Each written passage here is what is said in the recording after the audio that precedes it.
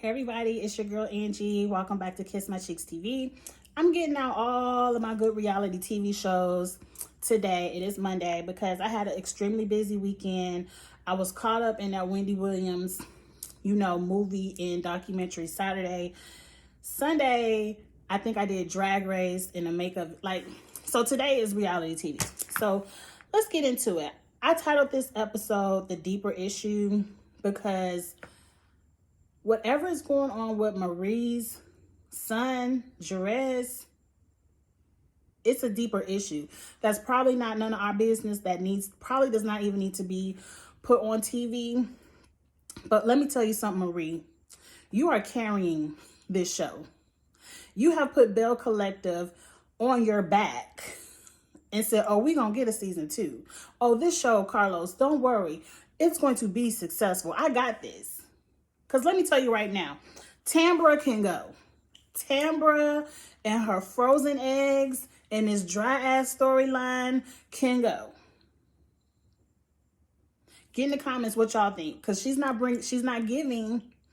Tambra, let's get her out the way. She just having a conversation with her mama and daddy about when she gonna have some grandkids. She just turned 40 years old. To me, how old do you want to be when you have some kids? Now, I know people, no shade to anybody. I know people value their careers and want to get a head start. And hell, I had my son real young, so I can't talk shit about nobody. I understand both sides. But I don't want to be 40 having a baby and having to wait till I'm 58 for them to be out the house and have my house back. Like, I'm about to be 42 and he about to be gone. So I'm like, how old do you want to be? And to me, the true tea is in this 16-year relationship. Who is this man? Is this the NBA player? How are you with somebody for 16 years and never talked about marriage and starting a family? I want to know more about that because, Tambra, what you're bringing to the table right now is all a fast forward. Let's move on. Like I said last week, it was your birthday party and you wasn't even in hardly any of the scenes. Let's move on. Let's get over to Antoinette, Latrice, and I believe her friend, is it Kaylon? The white girlfriend name is Kaylon, I believe. This was so stupid, but Carlos, I guess they needed something to film. We could have went out to lunch and you could have just told us, I'm going to have a huge lobby here and I'm going to have the rooms circle around like that. I'm going to have an office with a private bathroom. Like, I did not have to come in this heat across town to look at a space where the floors aren't even completed. Like, half of the floor was still dirt. Whew. It's a slow start, but Marie said, don't worry, Carlos. I got this. Let them bitches warm up. I got it from the gate. Kaylon did not know what keeping it real meant, and I saw the preview from next week. Last week, I liked you, Kaylon. I'm just going to call you Kay because I don't know if I'm saying your name right. Kay, I liked you last week. I don't mind a little bit of diversity on the show. But next week, when they start to talk about slavery and you go into my great-great-great-great-grandfather was whoever, don't let it be no, my great-great-great-grandfather was a slave master and all this. Like, I don't want to hear that shit on my TV. Like, no. And I don't want the black girls to feel like they gotta school the white girls on the slang. Because to me, pop culture is black culture. Like, everyone speaks the slang. Everyone should know what keeping it real is. So, Kaylon, miss me with it. I just don't want to go there. I don't want to see that on my storyline.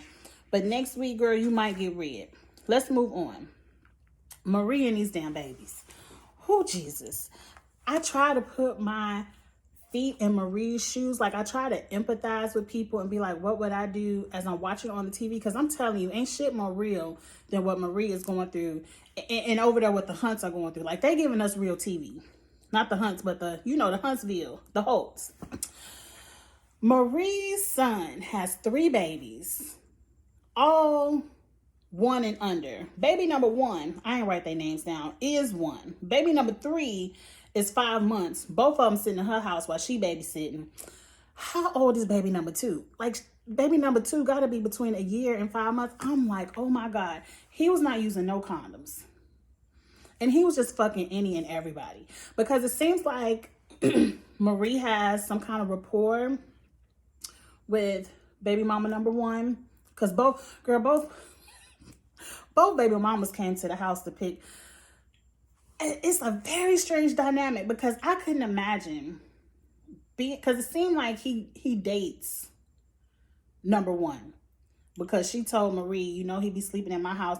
Marie gave the line of the night. I'll help take care of you and these babies, but I ain't taking care of your man.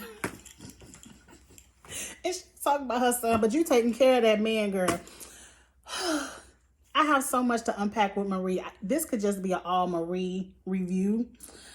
But just absolutely no condoms. And for baby mama number 1 to walk in the house and see baby mama number 3, not even number 2, but number 3, and it was no conflict. It was not even a side eye, not even a bitch under the breath, none of that. They way more mature than me because I acted up. Ooh, I acted up a little bit, yeah. Back in them days, they around my age when I had my son. I was 24. I acted up. But whew, I couldn't believe. I'm like, it shocked me. The babies are so cute. They are so adorable. And I understand Marie wanting to take care of her grandchildren and helping out her son. But it's a lot. She says, I already got 4 children of my own. I take care of my husband and I take care of the 3 grandbabies and the baby's mamas. I said, well, where the baby's mamas at? Like, where they mama? Why they mama can't help take care of them and these babies? Let's move on through this. I already went through the both moms. I kind of went through all of that. We're going to touch back on Marie in this situation. Marie is carrying, like, it's so much more I want to know. I want the baby mamas to be on the show. I want to know how all 3 of you all were walking. How do we handle this? Obviously the kids know each other. It's a lot of maturity in that room for 20-year-olds. That's all I'm going to say. And I clap my hands to you all for co-parenting and doing whatever you got to do to raise some grandbabies. Let's move over to Latrice. Latrice talking business with her business partner. I really don't care nothing about it. I don't. None of that was entertaining. You can't have this scene over here with all this good tea and then go over here talking about your essential oils and complaining about your daddy. I hate that she calls him Zaddy all the time. Like, at some point, do you ever call your husband just Cliff? At least when you with your friends, like, oh yeah, Cliff is coming. And what surprised me in that scene was Cliff was like, where are you at? No, you ain't having no business meeting without me. And then 5 minutes later, he pulled up. I can't take it. I cannot take a controlling man. And I'm over the controlling storyline. Later on, let's go ahead and get these swim lessons out the way. Latrice, y'all house is banging. Like, Latrice's house looks like a rich bitch house who's selling bundles. You know, her house looks good. That pool is everything I want. Like, my dream is to put a pool in my backyard. And me and my husband went to the bank and everything. We were going to think about doing it. And I was like, I cannot consciously, even though my son will be grown, I can't take all of this money and put it in a pool. As much of a water person as I am, and I would have my life in the backyard with a pool, I can't do it knowing I got to send my son off to college for the next 4 years. Now, after them 4 years, Angie getting a pool. You get 4 years to get your shit together. I'm going to support you. But after that, mom is getting a pool. I can't wait. But moving on. She don't know how to swim. She admitted she has daddy issues. And that's why she got her a zaddy. And she loved his belly body. I ain't mad at that. I mean, my husband may watch this. But he's not a gym buff man. You get on the Instagram, you see pictures of him. And he has a good belly too. And I find it extremely sexy. But I don't mind looking at a nice muscle man too, you know? But to each their own. I feel like there's a lot of undercover issues with these daddy issues. And I want to marry someone to replace my dad. Like, it's a lot there. The swim lesson was cute. Turning the Jules bag into a swimming cap was everything. Your hair's still gonna get wet, but she ain't dunked her head. Let's move on. Let's get over to Tisha and Marie. Marie is over Tisha's house. A beautiful house, Tisha. They start off talking about this wig and that brunch. And I'm like, Marie, all the bullshit you got going on, I wouldn't give a fuck about that wig and that brunch. It looks like you should be more mad that you even spent $600 on a wig when you got all this shit over here you got to pay for it. And your hair looks so much better. I know people say it's the Missy Elliott finger wave look, but I think it works for Marie. And I like it. Finger waves are actually coming back. Hey. Okay, so now Marie wants to tell Tisha about the son and his drama. And let's go through this. The son is college age. Marie wanted him to go to Jackson State, be close to home, so he can help take care of these kids. Okay. The son decided, I'm going to school 3 hours away. They ain't say the name of the school. Later on, we figure out it's for basketball. We're going to get to that because I'm going to talk about that again. Marie goes to confront him because she's like, how you going to make a decision without me when, what did she say she paid for him? She said, I pay for your clothes, your shelter, your food, your traffic violations, your babies and your babies' mamas. How you gonna make a decision without me? I said, that's your problem.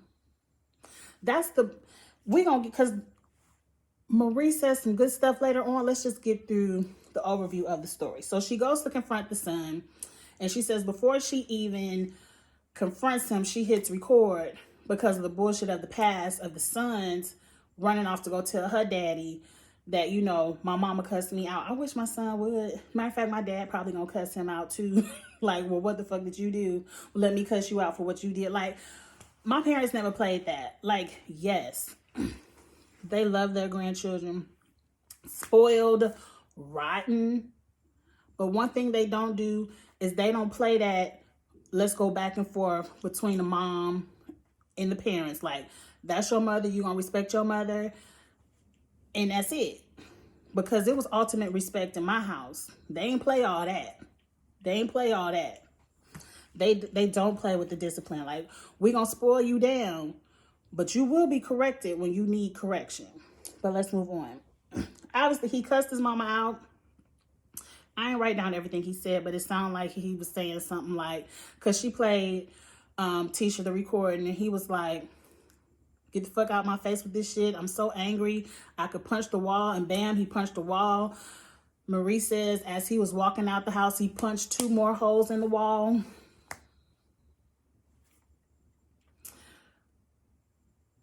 It would have been some confusion in my house.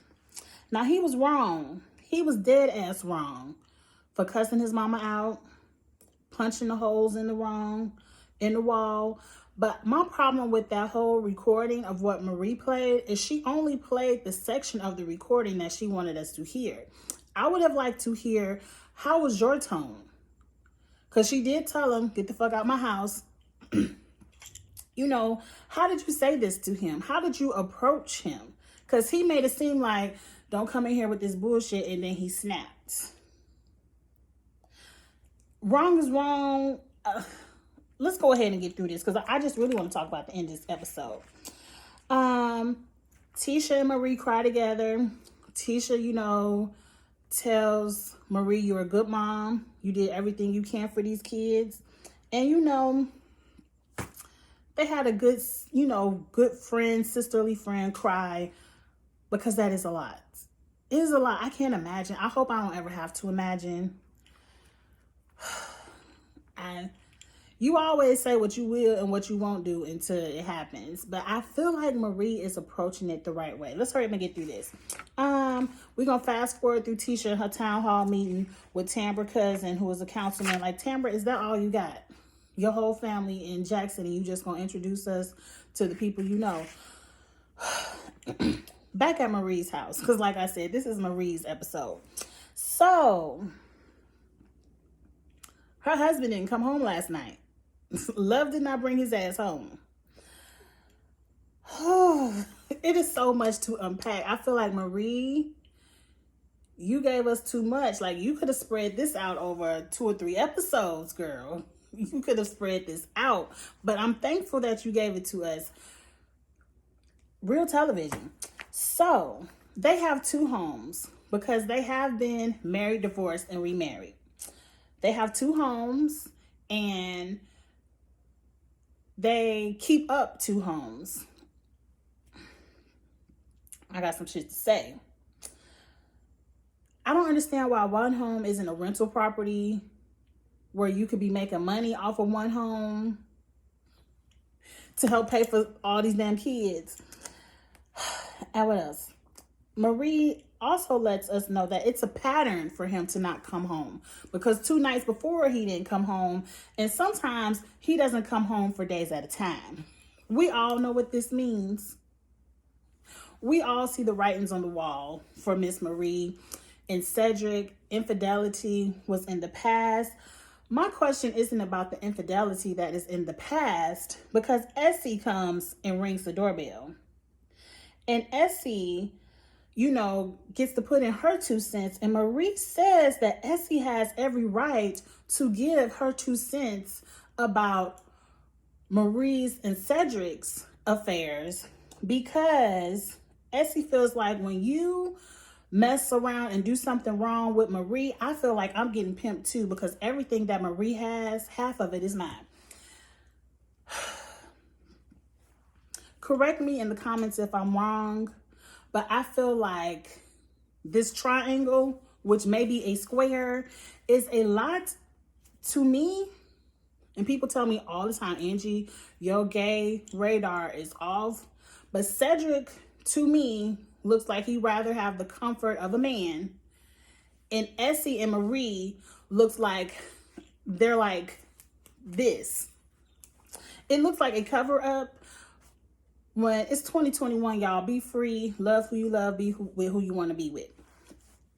I'm just telling you my optics. My optics. And then Cedric says something to make me feel like I'm correct. He says, I feel like you and Essie are in the marriage, and I'm just the side piece because I look good in a suit. That sounds like confirmation to me. Like, you and Essie really click-clacking and doing whatever y'all doing. But because I hate to say, some people in the South are backwards in times. Like, they ain't caught up to 2021 yet. Maybe she's putting on the front. I don't know, Marie. It's something with this threesome, because I don't give a fuck how close I am to any of my friends. None of them can come in the house and check my husband.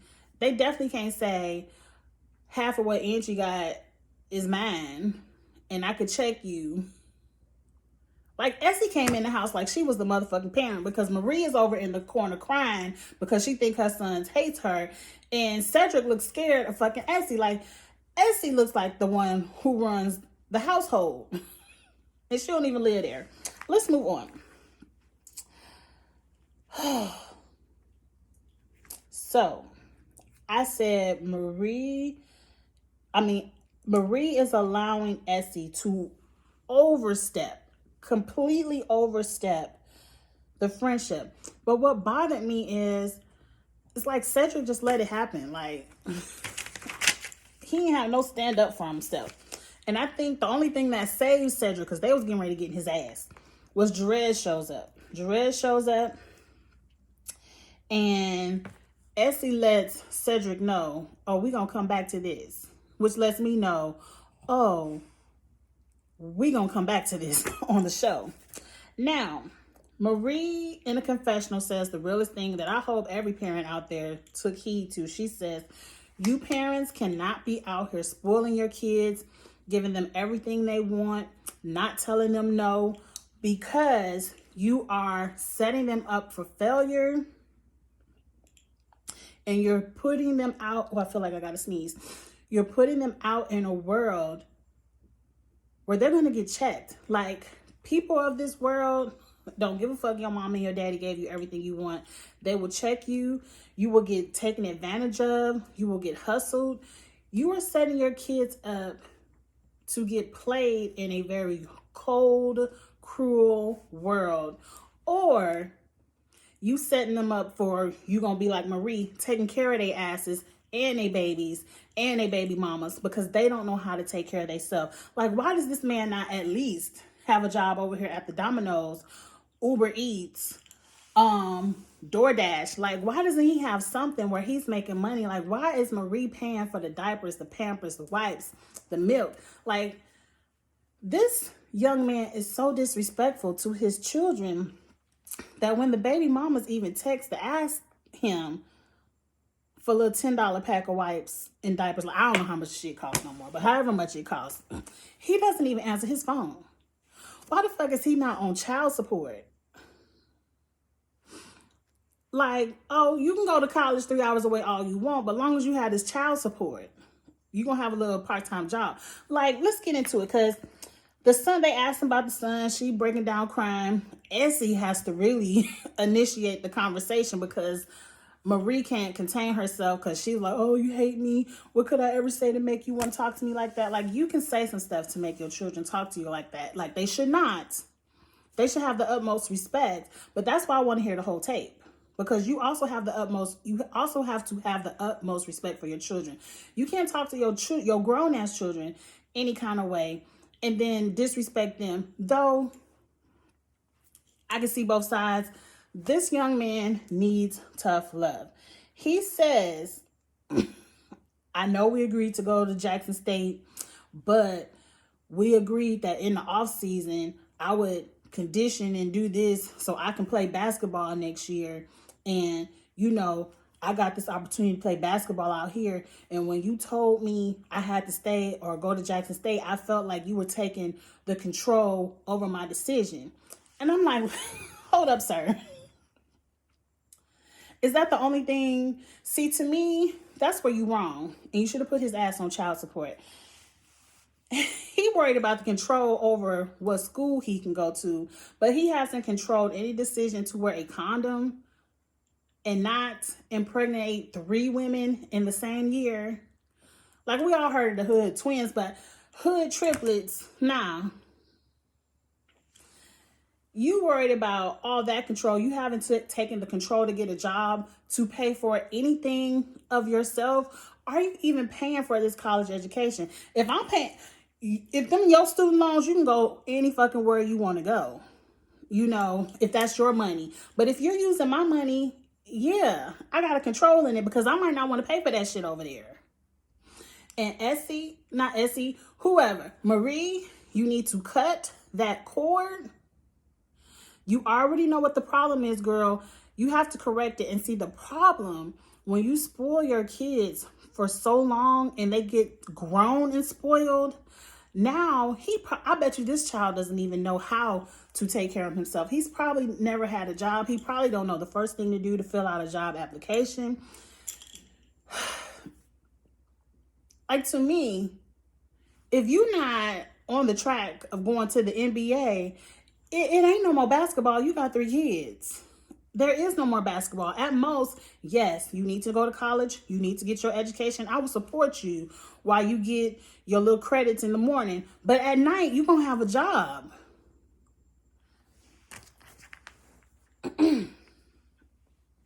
You would have a job. Period. This whole thing is pissing me off. Now the little boy, he agrees.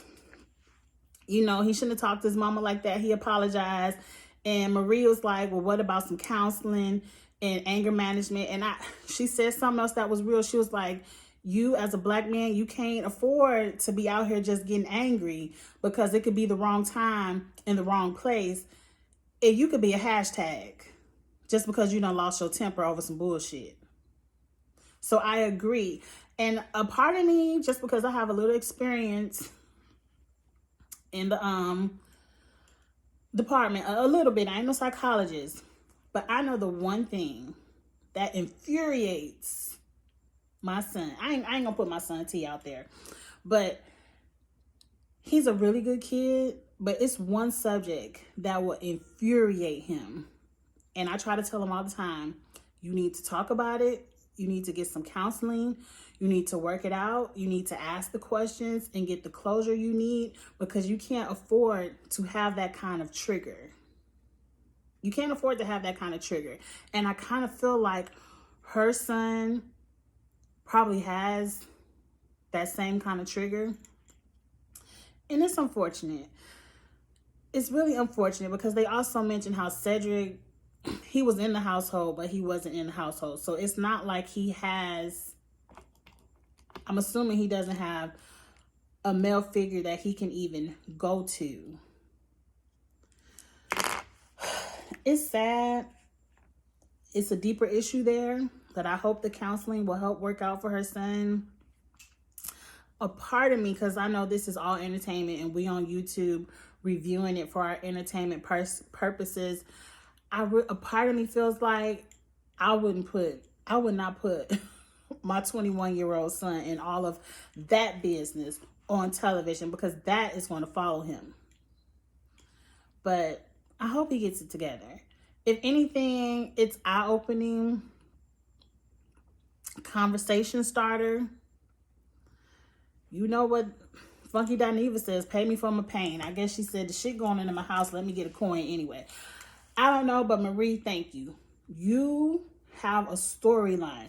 And I need everyone, if you're not willing to open up your life like this, don't be on reality TV. Like, show me something real. Don't be on here manufacturing bullshit about wigs not being tagged down and, oh, I'm gonna buy you a wig. Oh, your booty is fake. Like, if you don't have a real storyline, don't be on reality TV. Marie, I appreciate it. I appreciate you at least giving me something real. It definitely makes me think of Within. And I appreciate that you took the mature route, because, you know, some of us black moms, I wish my son would, I knock his ass out. I do this. Like, yeah, we grew up like that. We did. But it didn't solve anything. Like, she took it to the place where it needed to go. We need to get you some counseling, because this is not, it's not safe for you to go around with this kind of anger. I really don't even understand why. Let's move on, because I could talk about this all day. I could talk about it all day. But that's Belle Collective. That's only episode, 3? 3. Episode 3 gave us more drama than the past 2 seasons of Real Housewives of Atlanta. Anyway, moving on. Like, comment, share, all that good stuff. And I will see y'all next week. I'll be on time. All right. Bye.